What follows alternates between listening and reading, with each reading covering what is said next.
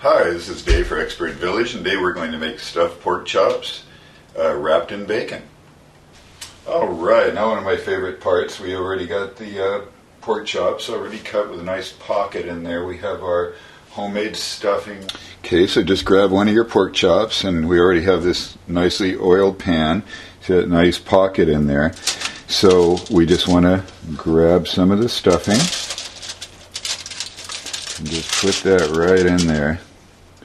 And you want to stuff as much as you can in there too, because you're going to see what we're going to do with this next to hold it in. So don't have to worry about it being, too overstuffed.